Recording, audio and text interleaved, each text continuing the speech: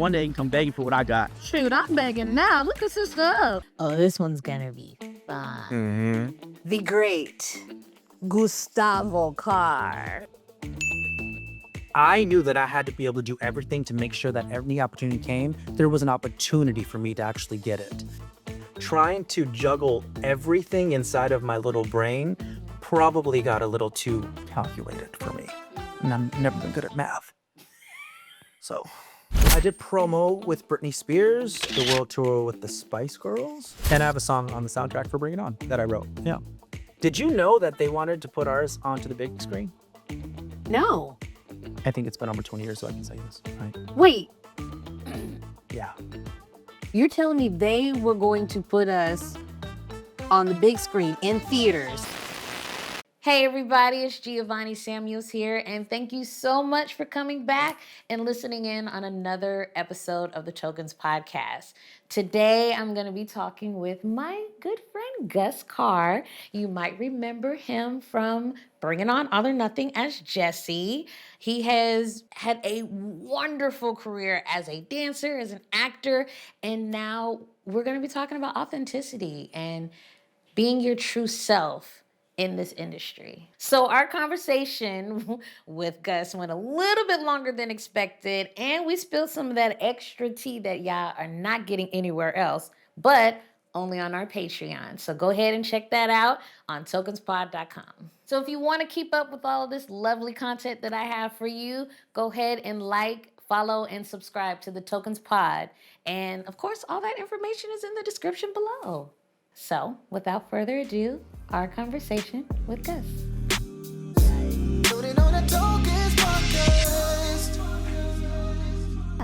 We are already rolling. Oh, we're rolling already? Yes.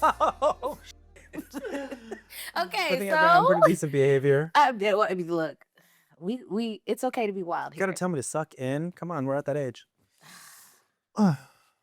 Yes, the great Gustavo Carr. Oh shit, hello. I mean, if you're gonna say it like that. Yes, I mean, with all the superlatives and more, you deserve it, baby. Okay, yeah, I'll take that. Mm-hmm. Say it to me more often, please. I thought I do. You do every single day. I'm kidding. I love you. Thank you for that. Yeah. So if you haven't noticed or know who this wonderful person is beside me, it is Gus, my Gus.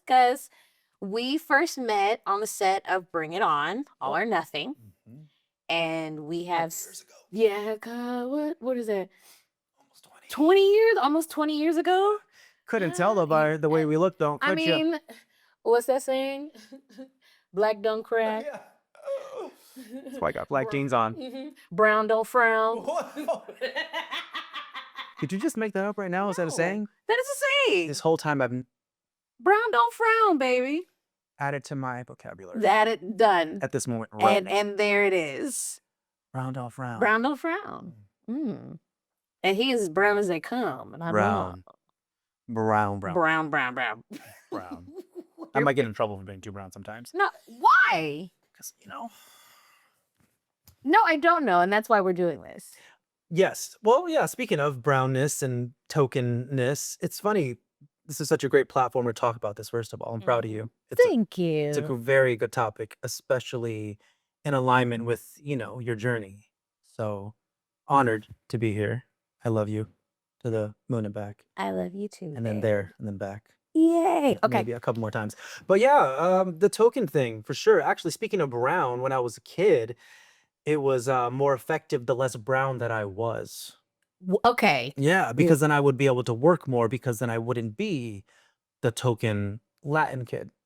If my skin was more fair, there were more opportunities for me to maybe be the Caucasian kid that just had a little tan, the Italian boy. Wow. Yeah, so that was a huge program in my mind that took a while to get out is, don't tan, look as Fair as possible. Yeah. That is wild to me. Okay, so when did you start your career? Started working professionally in this beautiful city called Hollywood, 1991? And how old are you? 9. 9. Mm-hmm. And that's what 9 years program was old. that? What program? Oh, well, my first audition, my first job and first audition actually came at the same time, as well as the same day of auditioning for a dance agency. I was a dancer, if you didn't know, No. and self-taught. We have the same love for the same icon and queen of them all, Miss Janet Jackson.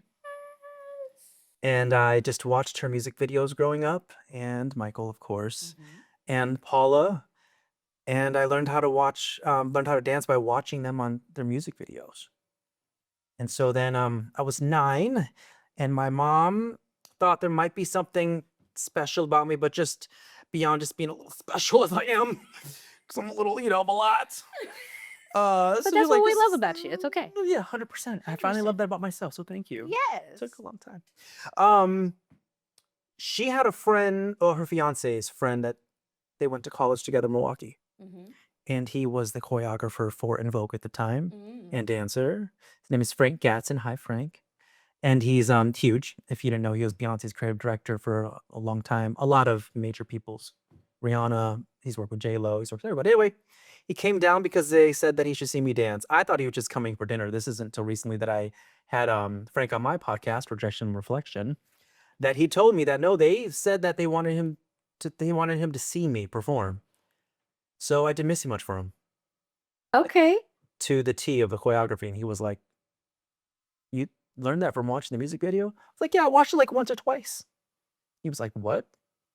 So he was like, "I think he should go and audition for my dance agency." Back then it was Bobby Ball, which was Bobby Ball. was the one that Bobby Ball. It was Bobby Ball, Clear, and it was like 3 major dance agencies. So yeah, I went to audition, learned choreography for the first time from somebody in person, got signed on the spot, and they sent me straight to an audition for if you are of a certain age, you'll know what I'm talking about. MC Hammer had a cartoon, Saturday morning, ABC Saturday morning cartoons. Okay. And it was the promo for his cartoon. So you did a promo dance tour for the MC? Tour. I wish it was a tour. It was a commercial. It was just a commercial. Yeah. For That's ABC. cool. Yeah. And then it kind of just started to go from there, and I just started to work a lot. And my mom was kind of like, "What's going on?" And I was like, "I'm a star." And to be fair, she had me in pageants and stuff growing up too, when I would win them. Like, there's pictures of me with like a little like crop top and like posing on the beach. Oh my God. It was always full out. It was always the ham, slicing it up as much as I possibly could wherever I was, hoping people would eat it up as much as I was serving it. I mean, and they did. I was making sure that it was edible. So of course they were eating it. You are a nut. Continue with the story. You gotta take me back. You have they to can be very long-winded with me. Anyway, that's it. And then it started from there, and I just kept working and working and working as a kid. And essentially it was, it was like the Latin kid that worked a lot as a dancer when I was a child. My mom wouldn't let me get into like the whole theatrics more and really into it. I was, so I grew up with like Taj and Tia Tamara, and we used to carpool, and their mom wanted to manage me and put me into acting. Right. I wanted to, because I was like, this is my destiny. This is it. Yes. I could dance, but like, this is the destiny. Mm-hmm. My mom was like, no. Because she had been on the sets and witnessed the behaviors, I think, of just the whole production in general, from the kids to the parents to what you have just released. Mm-hmm. And her intuition basically was like, no, I want him to have a normal life as much as possible, but balance it out with still him doing this part-time as much as he can, because he loves it. And still to this day, I'm 90% really happy and grateful she did that. Yeah. There's that like 10% that's like I probably could have been on my own show. Right. Like I was that Disney, Nickelodeon, 1,000,000%. But mama said no because Yeah. she trusted her gut. yeah, which is great, and grateful that she did, because I think just knowing myself as deeply and well as I do now, I don't think that would have been healthy for me. I'm not sure what the outcome would look like, because I think in life, whatever choice we make later on, we're still going to think of the variables that could have existed regardless of what happens Yeah. or what's happening. But I do understand that the variables could have been unhealthy for me because of a lot of the stuff that had to fight within myself just to be authentic and be seen and accepted. Yeah. And the scale of which it exists in our industry, being as empathetic and emotional and sensitive that I am, being the Scorpio and the Cancer rising, Twin flame here. Okay. period. Yeah, I don't think it would have been a good journey for me, you know? That's very, how do I say this? Because most people in our industry do not have that self or alliance or self recognition. And you have that and still be able to maintain such, an open, healthy light about the industry. Because it's very easy for us, especially as child stars, to get extremely jaded. And not only jaded, but it's this weird bitterness because you internalize it even more. I can't say that I didn't have that at one point in my life. I mean, in my youth, I was sponsored by Capri Sun, traveling around the country on Team Rollerblade, Team Blade Runner. Did media training when I was probably 13 for the first time. So I was used to being the star because that's how I was treated. I got the solos. It was always Gus, Gus, Gus, Gus, Gus.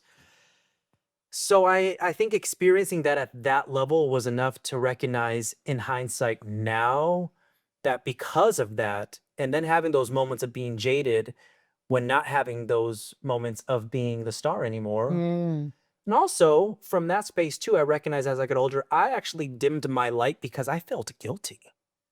How so? I felt guilty for having no solo because I am intuitive and empathic, and I've innately been anointed with that since birth, and it took me a long time to accept it. I felt the energy shift in the room of the parents, of the kids. I also felt the energy of the people putting it on, wanting me to be that and seeing that inside of me. I also knew it existed inside of me too. I had that awareness. So it was that fine line of juggling the humility, but still also being it, embodying it and embracing it. Took me a really long time to figure that out. Did it add any more pressure to the situation Always. because you were brown? Uh, Did you think that had something to play with it? Because, yeah.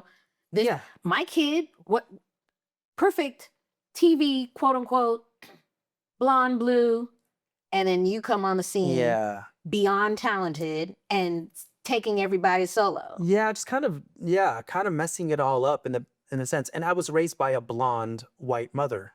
So I kind of forgot frequently that I was brown, if that makes sense, because I was living in you are your surroundings. Yes. So I went home to Wisconsin to see my dad and my mom's side of the family, which are both huge families. Now my dad is Mexican, so it's a very Latino family from the hood. My mom is from middle class America, if that, in Milwaukee, mixed family as well. So I was able to understand that dynamic though. I wasn't closed off to just thinking like I'm a California boy caught in my Caucasianness, Right. living my California dream.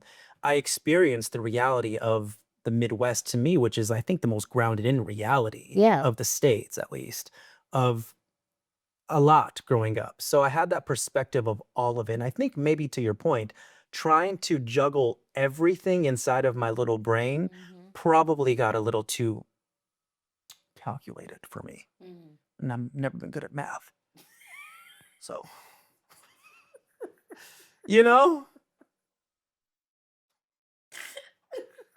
What is wrong with you? a lot. Okay, so you get your lead dance on, mom says no, then what happens? I keep working. Jump to, I don't know, first major TV or film. As an actor or dancer? Because yes, you did have a touring career. Baby, Yeah, I've done a lot. I've literally done anything under the sun. who did you tour with? Just spit off a couple of those. I did promo with Britney Spears. I did the world tour with the Spice Girls. I toured with Cheyenne when I was younger. I did some promos with Paulina. I kept my touring to a minimum, though. I always wanted to dance for our queen. Didn't happen. Politics came in, and some people didn't like me because I came in with that energy of being great and knowing it and started taking certain people's jobs and they were threatened. So they just so happened to be in charge of Janet at the time. So kind of messed up my whole Ah. thing. But I will never forget where I was a Janet Jackson backup dancer at the Janet period tour at the Forum, and I was 16th row floor center because my mom's an angel. And I was doing if so hard and so precisely that I fell back at the breakdown, and some big man caught me, thankfully. So you couldn't tell me that I have a tour with Janet in my own mind artist. Like full out, just on a chair. Just going for it with them like I was on stage, not even watching them. Gus just and I will go back and forth for hours Just doing about Janet just about Jackson Miss Jackson. choreography and just all of that and some. The best. So I to go off on a tangent again, just because it feels right. I completely I'm so grateful for the time that I lived and I was born and I was raised and got to experience this life. It is so I believe that everything happens for a reason, and knowing myself and being able to just tangibly be a part of like Janet's glory days and also just being a dancer innately and all those things, Yeah. like I'm so grateful. I'd have it no other way. So you were primarily dance this is what I'm doing. Dance. Dance, At dance, that dance, age, still dance. 100%. Yeah. So then instead of going to college, I went on tour with Cheyenne is right out of high school, which is a Latin artist. He was in like Dance With Me and stuff, which was great because I got to like South America and Spain a lot, like all the really, really fun things. I was like, I'm going to learn Spanish. It didn't happen. But I thought it was at least intended to. Yeah, well, it was the Kept intent. dancing from there. Britney hit the bucket list. I mean, I've danced for mostly every single pop star, and if I didn't actually dance for them, I probably booked the job. I just wasn't available. So I had a very successful dance career. I was really good. Like I could look back now and be like, God, I was really freaking good. I mean, you still are. I don't know about all that, but No. I can say it because I worked my ass off to be really good, though. I worked really hard. As a Scorpio, we have that awareness of knowing what good, mediocre, bad, and basic are. So I made sure that I could confidently say that. I mean, when I would walk into an audition, you felt the energy shift. You know, it was great. I really, it was really powerful. He still posts every once in a blue moon him doing some choreography at you still got it. You still got the dance moves. I played right into it. He baited me into this compliment. It worked. Okay, so fast forward to Bring It On? Yeah. Well, before that, I had an international campaign with H&M, which was fucking amazing. Can I swear on here? Yes, we're fine. Okay, because I can't believe it's the first time I've asked that and I've actually cursed. Yeah. Because, I have a potty mouth. Yeah, I was the face of H&M international campaign. It was amazing. It was a Romeo and Juliet meets West Side Story. I was Romeo, Tamira Gray was Juliet. Mary J. Blige was the narrator, and David LaChapelle directed it. It was like an 11-minute short film commercial. I remember It that. was really cool. It was amazing.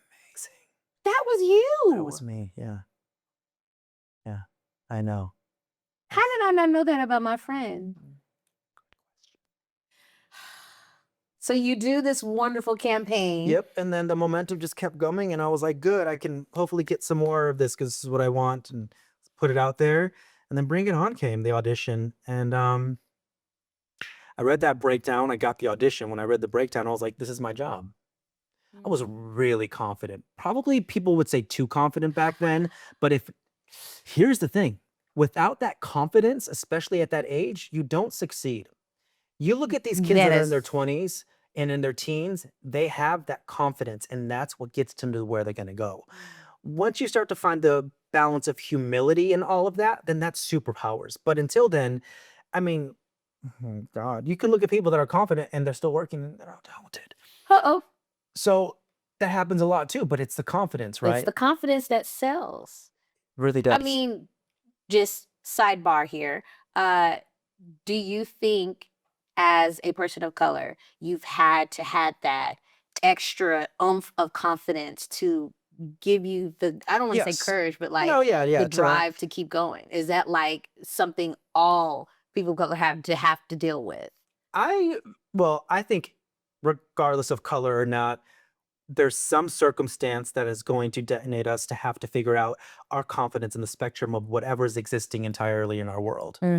Um, but I can speak for myself of being colored, yes. And it goes back to when I was a child, forgetting that I was Latin all the time, but always being discriminated against because I was raised in like a predominantly white area. So I was always looked at funny in the grocery store or when I was shopping. And I mean, it was something that I was always reminded of my skin tone from a very, very young age. And probably implying with what you're saying, yes, it pushed me to make sure that you couldn't say nothing about me. There it is. I'm a firm believer everything happens for a reason. Oh, yeah. All the pieces are there, intentionally. If you choose to have that, though, if you choose to have that perspective, a lot of people can stay face down in the end because they like to live into that victim mentality and just like to have an excuse for the reasons why their life isn't what they wanted it to be. Or you can go on the opposite side of that spectrum and say, this is why my life is what it is, and this is why I can and is beautiful. Yes. Okay, so we doing Bring It On. Yeah. You see, this is how our conversations go. Sorry, yeah, they go off. It's a whole deep Welcome. dive, and then we go back to silly. Yeah, we'll figure it out. Yeah, we'll figure it out. It's okay. So you're doing Bring It On. Well, yeah, we book it, right? We do it. We do it. I say I'm getting this. Yeah. And then I get it. It was not easy to get. I still had to work my ass off and prove myself for sure. They wanted Michael Copon. The director wanted Michael Copon, who had more acting credentials under his belt. But I said, that's not going to happen today, boo-boo. And so I showed up to the dancers callback because I wasn't at the actors dancing callback. And I said, this is why this is my job. And then after that, it was mine.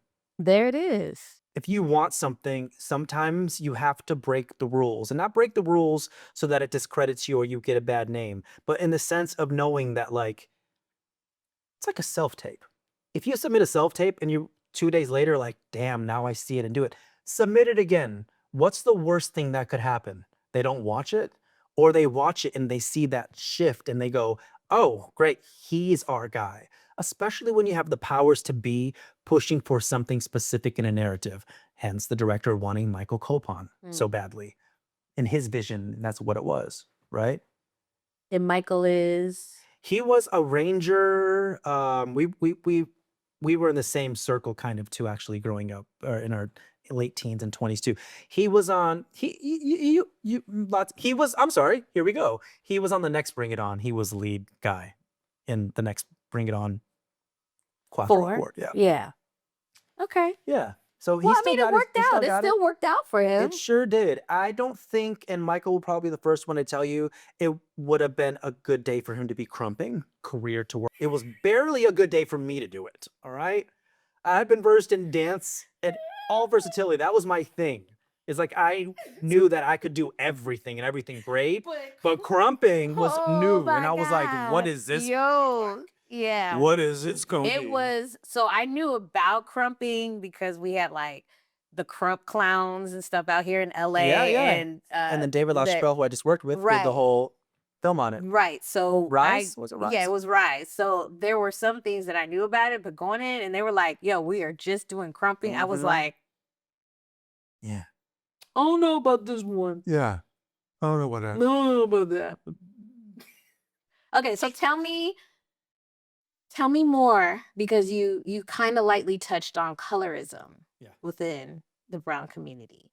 And I want to know, what moments was that relevant or came to your attention in the beginning stages? Heavily, yeah. I mean, here's a couple things.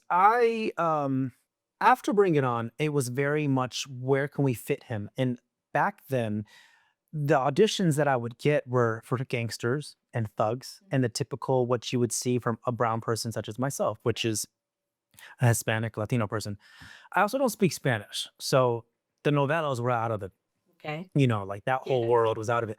But in American film culture and television culture at that time, there weren't many roles outside of that narrow space. That's just what we provided in the telling of stories back then. And I don't fit that. No. So a lot of it, I can act it easily because I understand it. My father's side's from there. Like I said earlier, was able to understand that culture firsthand every year, a couple times a year. So, but at the end of the day, it was he's too pretty, or he doesn't speak Spanish. I didn't have the look that they needed for that.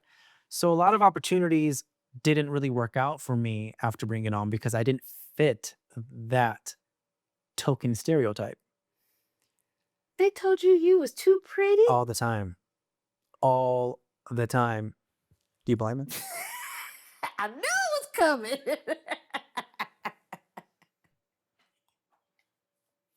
Don't give this man no solo shot.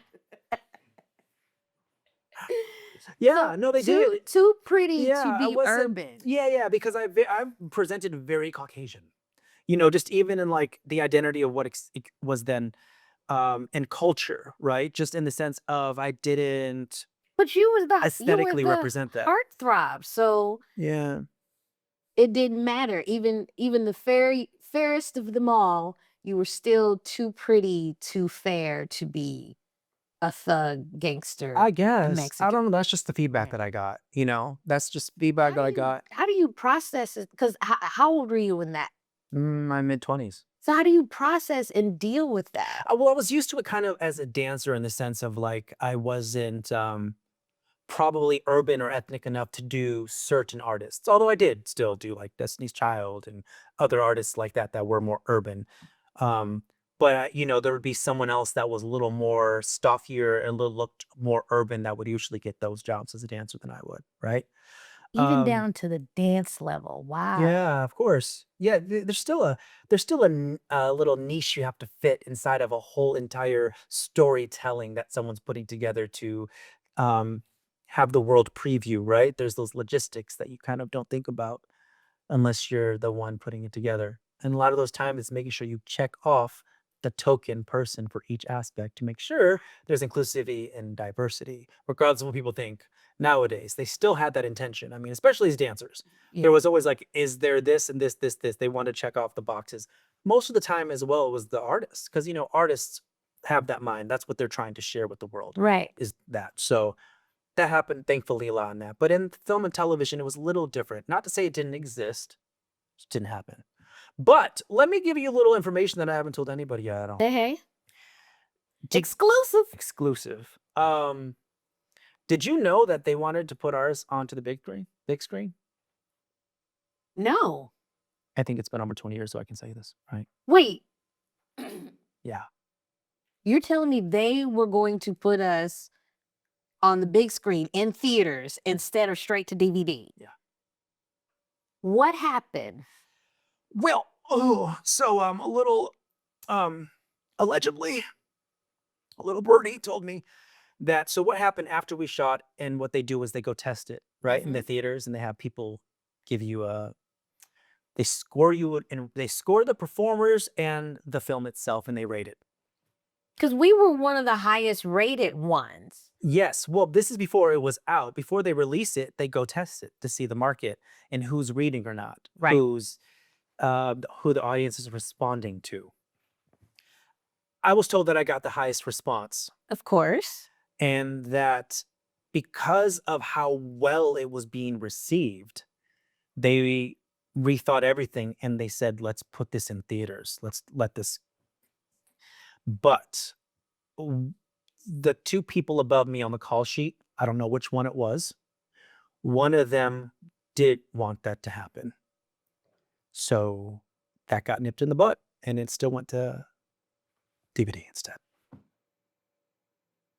little exclusive for you. Exclusive for them and me. Yeah. You're welcome. Bitch.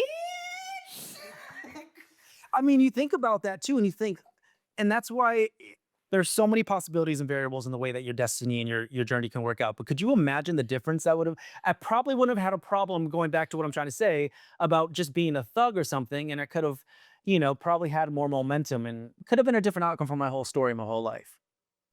You too. Most of us, all of us. I'm blown right now. Yeah, I know. Crazy, right? I know. I'm so blown because it did not make sense It was really for good. the life of me Mm. why we were the highest rated one. Mm. Everybody automatically assumed that we were the second one, They still do. still to this day. Mhm. And you're telling me that No this shade or tea to the second one. That's just how sorry, it works. yeah. Yeah. Sorry. Fawn was a Sorry. dancer, so I Yeah. respect and love her, and I was like, good job. Happy for her when she booked it, because Right. you know what it's like to be It's transitioning. yes. But wow. I know, could have been a whole different thing. In life, I guess what you recognize too is that everything, so many things could have happened, but they didn't. You just got to accept the way that it did and where you are now and keep going forward. But Okay, yeah. so after Bring It On Hmm. and they don't put it in theaters, and you should have an open door, but you're too pretty. So what do you do after that? Yeah, I just Do kept you go trying to back to figure. dance or do I went you back to dance to pay some bills. I started waiting tables and bartending because I wanted to do it. Here's the thing. I've been that type of person that if I want something, I'm gonna get it Mhm. because I'm gonna make sure it happens, regardless of what anybody else tells me or thinks. It's been that way my whole life. Um, so yeah, I just went back to work and made sure that they couldn't say no.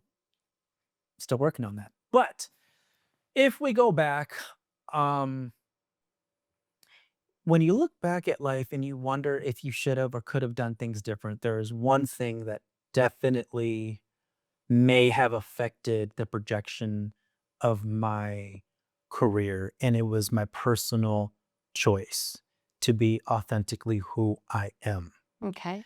So, when you speak of tokens, I've kind of never really been a token, like we said. I wasn't a Latino man token. I wasn't I wasn't a token white boy. I wasn't the stereotypical really anything my whole life. That's kind of how it's been. I haven't really fit in any box, which I think makes it hard for the people that need you to be in boxes to Figure out actually what to figure do out with what to you. do with you Have they said, "Oh, you're so talented, we don't know what to do with all you." the time. All the time. I have yet to hear a white actor or actress had that statement sent to them in the sense of like you've got credits, you've done stuff, you're a dancer, you're a singer, you're an actor, you can literally do it all, and then they still,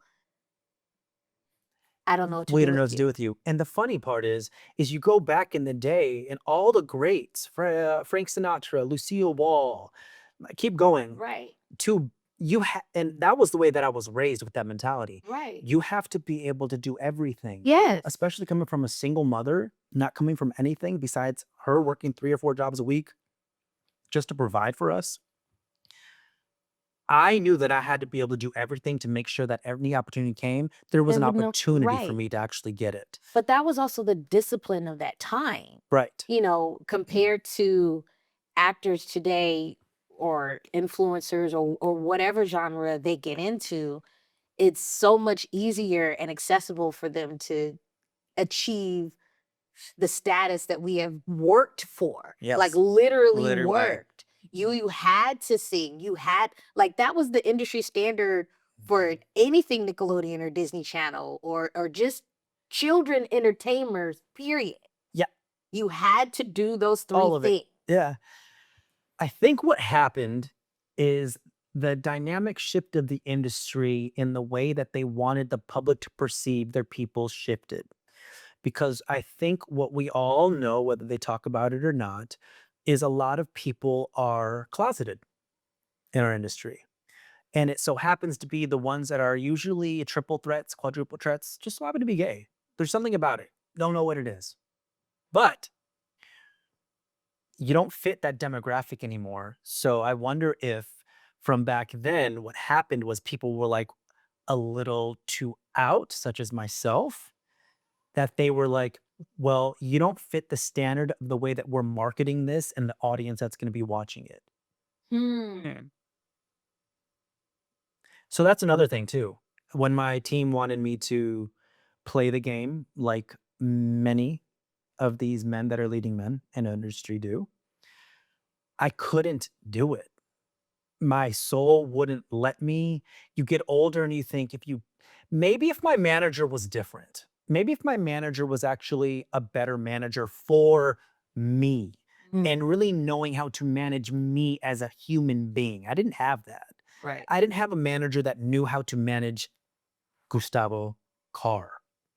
I just had people that were managing me as a product that they saw fit to be something. If they would have come to me then and been like, "You don't understand. The world doesn't understand this. They can't understand this. This is why the money's behind it.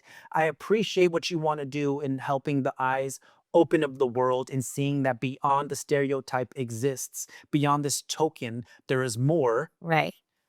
but it just doesn't work like that for who you are and what you represent innately." I might have been able to Mm. swallow that pill and then wait till I was like 40 to be like, all right, here I am, like Ricky Martin, or till he came Right. out, you know? Right. That wasn't explained to me in that. And I was just a sensitive being who wanted the best for the world and inclusivity and diversity to exist. And I wanted to hopefully be a beacon to make that happen and possible. Right. You look back now and you say that's just not possible because that's not the way the world and the What? machine Right. work. It's a better place now for sure. But there is that part. I just had a conversation with my best friends, and she was like, "Do you think choosing to be like not be closeted affected your career?" I'm like, "Most definitely, for sure.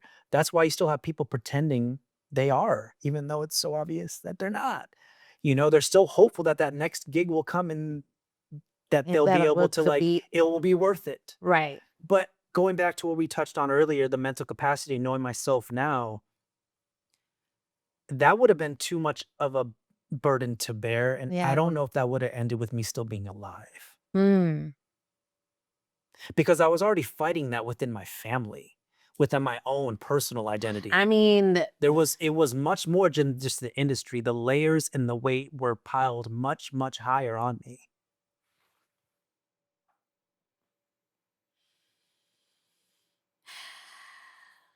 Hence probably why so badly I wanted to push against the norm, because of that's who I am. If they say no, I say watch. And I yeah, and believed. And that it's happening now. yeah, It's happening now. You have all these artists that are out and they're doing well, recording artists. Like when yeah, I did music. So all my music was about inclusivity and diversity, and I was trying to push the lines between masculine and feminine. None of that existed. It yeah, exists everywhere now, right? right. So you had a singing career, I've recorded a lot of music and wrote it, yeah. dance career, And I have a song on the soundtrack for Bring It On that I wrote. Yeah. and Modeling. ugh, yes, Keep please going. carry No, on. keep No, going. you okay? I'm Did you sorry. forget something? Yes. So singing, dancing, acting, Songwriting. modeling, songwriting, Choreographed for probably the biggest pop stars in the world. choreographer. Yeah, creative director too. Yes. Yes. It's exhausting.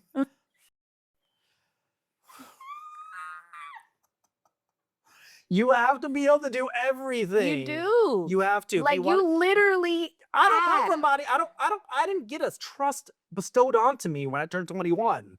I didn't come from something.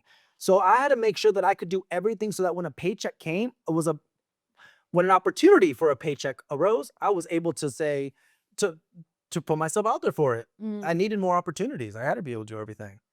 Yeah. So what happens after Bring It On? Okay, so did you take a break? Yeah, a couple years after I did, I had an out of body experience.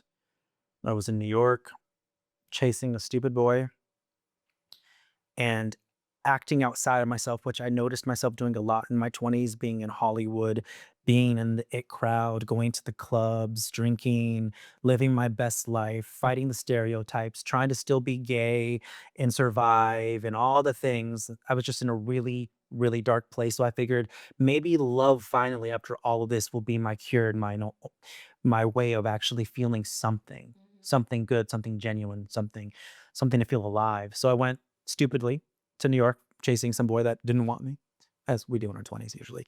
And I was acting crazy. I was drinking a lot and never an alcoholic. And I don't have an addictive personality, thankfully, because a lot of people in our industry that have experienced the lows that we've experienced and had to come up, a lot of those people just caught in a loop.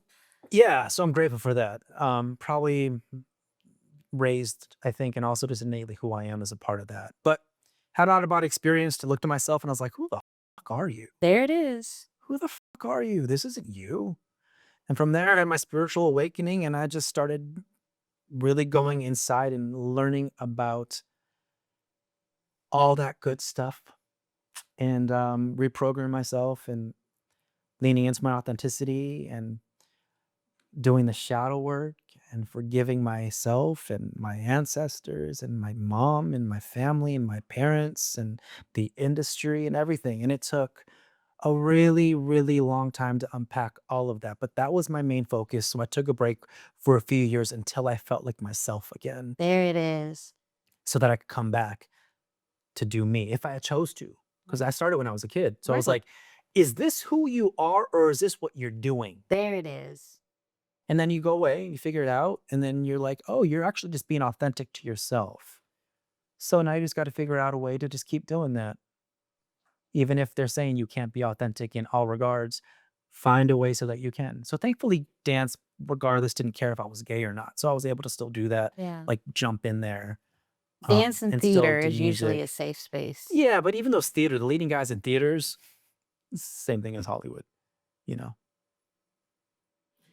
So you come back from your break Yeah. and you come back strong because then you are I don't know about strong, but I Oh. came back more aware of Okay. myself. okay. I think from there, I just had a lot to unpack and figure out.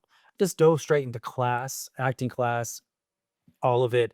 Just tried to figure out how I can just keep learning about me, how I can keep shedding off the stuff that I was told I was since I was a kid. Yeah. How I can also then transition from being an actor in my 20s and in my teens when doing work like that as well, the perspective of which that craft is going to come out, realizing that growth has ensued and I am in a different age and a demographic to make sure I am in that space of acting. Because when you have kids that do it when they're younger, they can stay in that space for For a a long long time.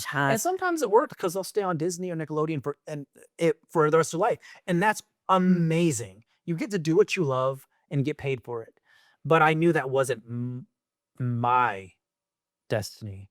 There's too much going on in here that I knew I wanted to share. So Yeah, you get yeah. stuck. Yeah, so then I started doing some jobs, some dance jobs, some acting jobs, some more music, commercials, of course. And what else did I do? More modeling for some brands, just doing all of Just it. casually modeling again. Just a little little campaign just here the and face there. of a Japanese brand. Did y'all see how you just slid that in there? The face. The face. I don't know if I was technically the face, but yeah, I was for well, I was the face of their lookbook for 2 seasons back to back. Yeah. Oh, this. I can't stand it. That's it, my friend. The token thing though, and I'm still here. Just was on SWAT, still auditioning, trying to book that next gig, writing, creating, podcasting, living, commercials, all of it, just so that I'm so fortunate enough to still do what I love, which is something that not a lot of people can say after having a career that spans over 30 years.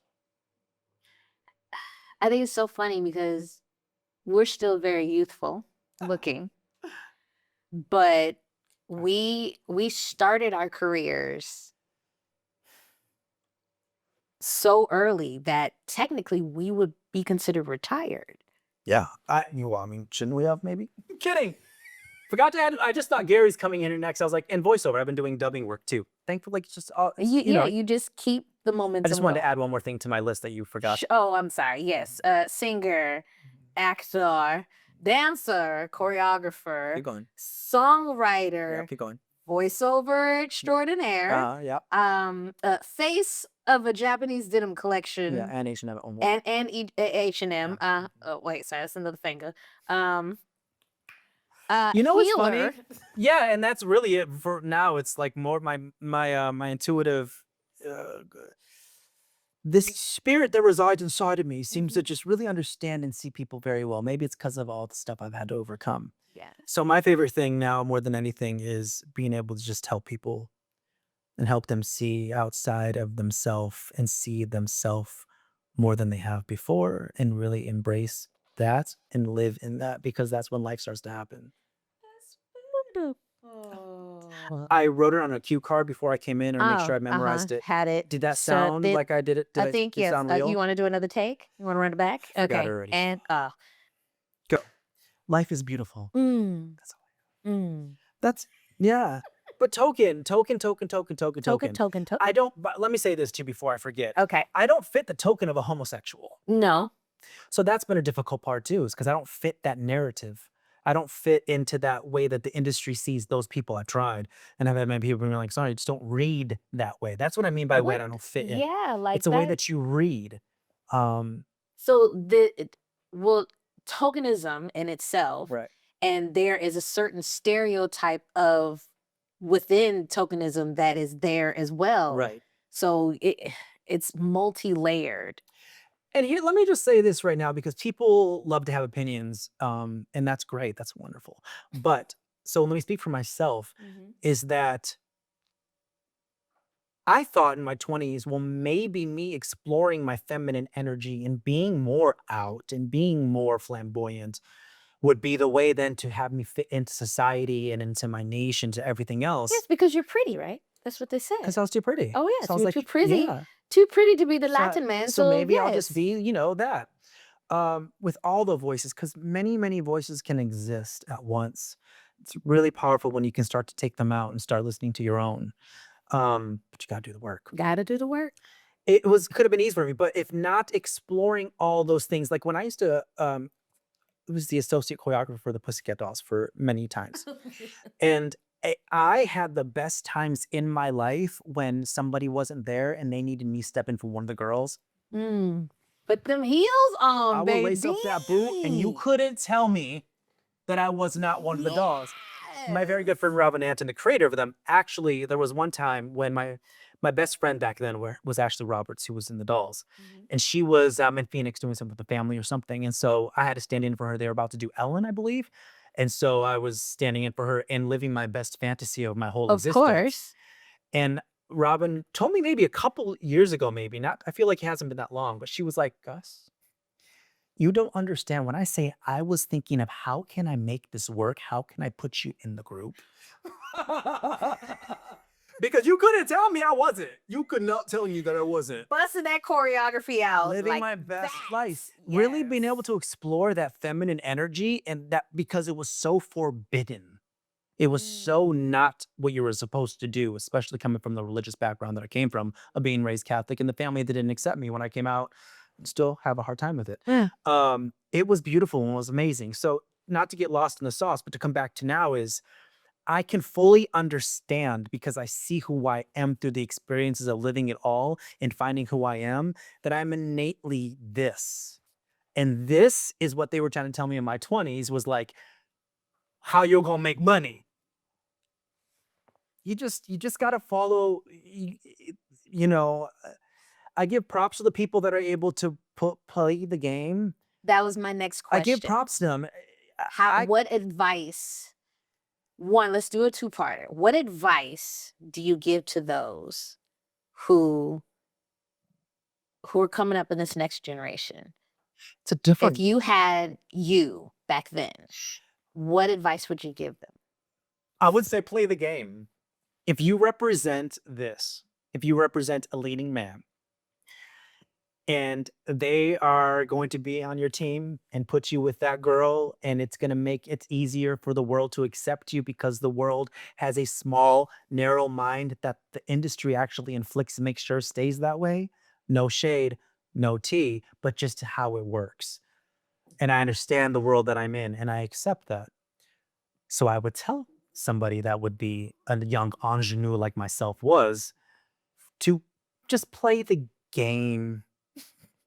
If you want that career to work out for you. Now, if you are playing, if you're not authentically this and you're just trying to be it and it's not authentic, and you are more effeminate and you lean more in that world and that is really like what you like embody, then nowadays you can really find space in this world and this entertainment industry to do that. You can do drag or you can just be an effeminate man that plays the gay man, and there's room for everybody now. Right. There wasn't for us. Right. So I think first and foremost, find out who you authentically are. Understand the strategic background or the way that the industry is going to see you and how you are going to make money. Because this is a business It's first. a business first.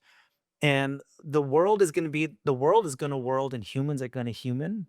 Okay. So you can change the world. But I think what's most important is to make sure that you in yourself are living your truth, because from that change, that will exude any type of change into that energy around you that is meant to be.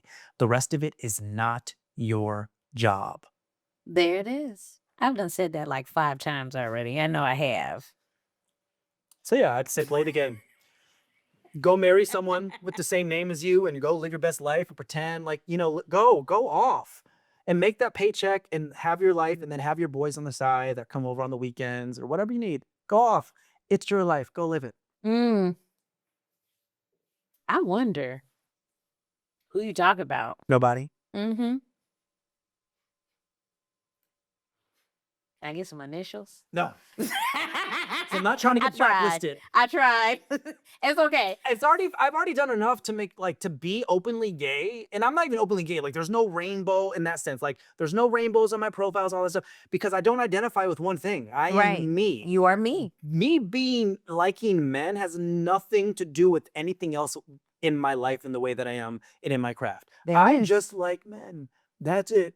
That's it. The rest of me exists beyond that. There's a lot more that exists beyond just that one part of me. Yeah. And it's not little, but Nope. it's one part of me Right. that I fully love, embrace, and accept, and would have no other way. But there's much more, if that makes sense. And that's what we're celebrating. And so hence, I ain't trying to get, I'm not falling down that trap, Patreon or not. But live your best life. This is your life to live. This is your life to live. Go off. At the end of the day, it's all a game. So play the game how you want to play the game. Play the game how you want And the most successful people are game players. They have played the game so well. So well. All right. Shout out your socials. Where can people find you? What's up? If you're still wanting to follow my psychotic ass, you can find me on Gustavo Victor Carr. That's going to be on Instagram, TikTok. I think it's for Twitter too, which I'm not really on that much. Yeah, and I'm starting to have more fun on them again because I kind of take breaks because I'm, there's a lot going on, auditions piling on, just the whole life. But you can follow me on there. And his lovely podcast that I was a guest on. She sure was. It was a beautiful interview, Rejection and Reflection, where we talk about how rejection has served you to be exactly who you are now. Rejection is redirection. And if you use it to your advantage, you can always count on it. And you can go out and get rejected again today because it's going to benefit. It's going to happen. Just like I am after this interview. I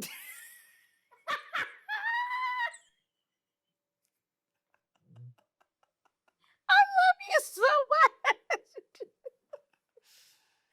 Yeah.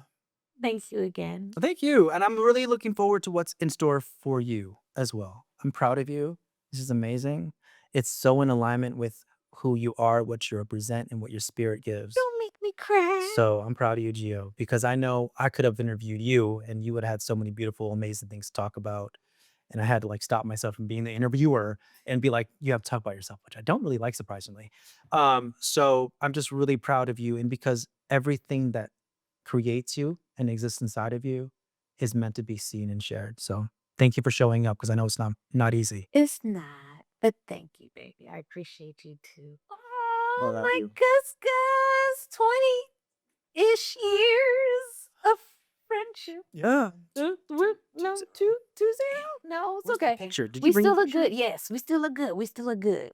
You know what? Here's the thing. I'm okay with aging, though. You don't, which is a blessing. And you always look great.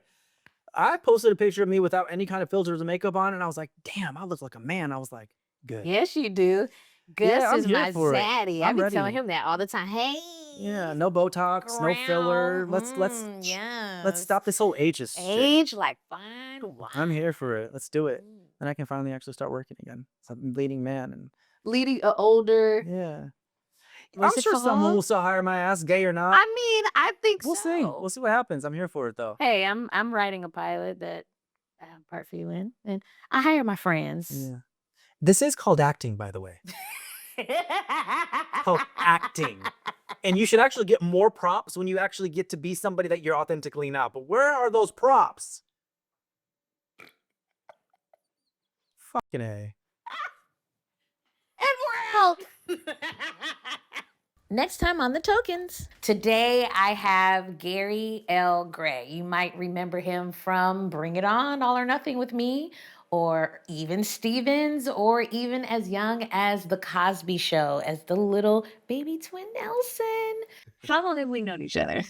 We're knocking on 30 friendship. Knocking on it, at least. Oh, I was like you. Yeah, I guess. A little bit, yeah. I am notoriously a hermit, so if I were here, you must be cool with me a little bit. All right.